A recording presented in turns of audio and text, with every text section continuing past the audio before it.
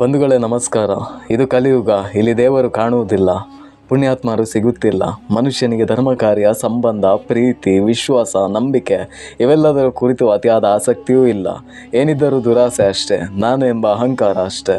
ಇತ್ತೀಚಿನ ದಿನಗಳಲ್ಲಿ ಅತಿಯಾಗಿ ಕೇಳುತ್ತಿರುವಂತಹ ಒಂದು ವಿಷಯವೆಂದರೆ ದೇವರು ಇಲ್ಲ, ದೆವ್ವನೂ ಇಲ್ಲ, ಅದೆಲ್ಲ ಶುದ್ಧ ಸುಳ್ಳು, ನಮ್ಮ ಭ್ರಮೆ ಅಷ್ಟೇ ಎಂದು. ಇಂತಹ ಈ ಕಾಲಘಟ್ಟದಲ್ಲೂ ತಮ್ಮ ಅಸ್ತಿತ್ವವನ್ನು ಮತ್ತೆ ಮತ್ತೆ ಸಾಬೀತುಪಡಿಸಿಕೊಳ್ಳುತ್ತಿರುವಂತಹ ಒಂದು ಶಕ್ತಿಗಳು ಅಂದರೆ ಮಂಗಳೂರು ಭಾಗದಲ್ಲಿ ಆಚರಣೆ ಮಾಡುವಂತಹ ದೈವಾರಾಧನಾ ಪದ್ಧತಿ. ಅದೊಂದು ಮಾತಿದೆ, ಅಲ್ಲೇ ಡ್ರಾ ಅಲ್ಲೇ ಬಹುಮಾನ ಎಂಬಂತೆ ಕೆಲವು ಅನ್ಯಾಯಗಳಿಗೆ ಕಣ್ಣೆದುರೇ ಶಿಕ್ಷೆ ಕೊಟ್ಟು ತಮ್ಮ ಇರುವಿಕೆಯನ್ನು ಮತ್ತೆ ಮತ್ತೆ ಸಾಬೀತುಪಡಿಸಿರುವಂತಹ ಉದಾಹರಣೆಗಳು ಸಾಕಷ್ಟಿವೆ. ಇವತ್ತು ನಾನು ಇಂತಹದೇ ಒಂದು ಮೈರೋಮಾಂಚನಗೊಳಿಸುವಂತಹ ವಿಷಯವನ್ನು ಹೇಳುತ್ತೇನೆ, ಕೇಳಿ. ಇತ್ತೀಚಿನ ಕೆಲವು ತಿಂಗಳ ಹಿಂದೆ ಒಂದು ಘಟನೆ ನಡೆದಿತ್ತು ಸ್ನೇಹಿತರೆ. ಅದೇನು ಅಂತ ಕೇಳಿದರೆ, MRPL ಎಂಬ ಪ್ರಸಿದ್ಧ ಪೆಟ್ರೋಲಿಯಂ ಕಾರ್ಖಾನೆಯೊಂದರಲ್ಲಿ ಕೆಲಸ ಮಾಡುತ್ತಿರುವ ಓರ್ವ ಮುಸ್ಲಿಂ ಯುವಕನಿಗೆ ದೈವ ಆವಾಹನೆ ಆಗಿತ್ತು. ಹೌದು, ಇದನ್ನು ನಂಬುವುದು ಸ್ವಲ್ಪ ಕಷ್ಟ. ಅರೆ, ದೈವ ಮುಸ್ಲಿಂ ಯುವಕನ ಮೈ ಮೇಲೆ ಹೇಗೆ ಅಂತ. ಹೌದು ಸ್ನೇಹಿತರೆ, ಇದು ಸತ್ಯ. ಸುಮಾರು 18 ವರ್ಷಗಳಿಂದ ದೈವದ ಜಾಗವಾಗಿದ್ದ ಒಂದು ಪ್ರದೇಶದಲ್ಲಿ, ಅಂದರೆ MRPL ಕಾರ್ಖಾನೆಯ ಸನಿಹದಲ್ಲಿ ವ್ಯಾಘ್ರ ಚಾಮುಂಡಿ ಎಂಬ ತುಳುನಾಡಿನ ಕಾರಣಿಕ ಶಕ್ತಿಯ ಒಂದು ಆರಾಧನಾ ಜಾಗವಿತ್ತು. ಈ ಜಾಗವು ಸುಮಾರು 18 ವರ್ಷಗಳಿಂದ ಈ ದೈವದ ಕೆಲಸಗಳು ನಿಂತಿರುವುದರ ಕುರಿತು ಮುಸ್ಲಿಂ ಯುವಕನಿಗೆ ದೈವ ಬಂದು ತಮ್ಮ ಇರುವಿಕೆಯನ್ನು ಈ ಜಾಗದಲ್ಲಿ ಇತ್ತು ಮತ್ತು ನೀವು ಇದನ್ನು ಮತ್ತೆ ಆರಾಧಿಸಬೇಕೆಂದು ಸೂಚನೆ ನೀಡಿತ್ತು.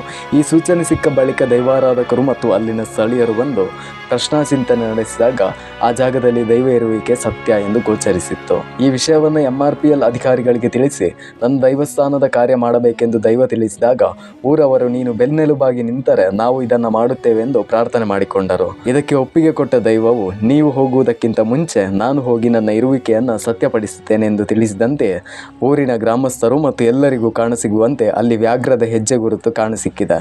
ಹೌದು ಸ್ನೇಹಿತರೆ, ಇಲ್ಲಿವರೆಗೆ ಇಲ್ಲದ ಹುಲಿಯು ತನ್ನ ಇರುವಿಕೆಯನ್ನು ತೋರ್ಪಡಿಸುವಂತೆ ಹೆಜ್ಜೆ ಗುರುತು ಮೂಡಿಸಿ ದೈವ ತನ್ನ ಕಾರಣಿಕವನ್ನು ಮೆರೆದಿದೆ. ಇಂತಹ ದೈವ ಕಾರ್ಯಕ್ಕೆ ಈಗ MRPL ಅಧಿಕಾರಿಗಳು ಕೂಡ ಒಪ್ಪಿಗೆ ನೀಡಿದ್ದು, MRPL ಜಾಗದ ನಿಷೇಧಿತ ಪ್ರದೇಶ ಎಂದು ಗುರುತಿಸಿಕೊಂಡಿದ್ದ ಜಾಗದಲ್ಲಿ ದೈವಸ್ಥಾನ ಮಾಡಿ ಆ ದೈವವನ್ನು ಆರಾಧನೆ ಮಾಡಲು ಒಪ್ಪಿಗೆ ನೀಡಿದೆ. ಈ ಕಲಿಯುಗದಲ್ಲೂ ದೈವಗಳು ಮತ್ತೆ ಮತ್ತೆ ತಮ್ಮ ಅಸ್ತಿತ್ವವನ್ನು ತೋರ್ಪಡಿಸಿ ಮನುಷ್ಯನಿಗಿಂತ ಮಿಗಿಲಾದ ಶಕ್ತಿಗಳು ನಾವು ಕಣ್ಣಿಗೆ ಗೋಚರಿಸದಿದ್ದರೂ ಕಣ್ಮರೆಯಲ್ಲಿ ನೋಡುತ್ತಿದ್ದೇವೆ ಎಂದು ಸ್ಪಷ್ಟವಾಗಿ ತಿಳಿಸಿದಂತಿದೆ.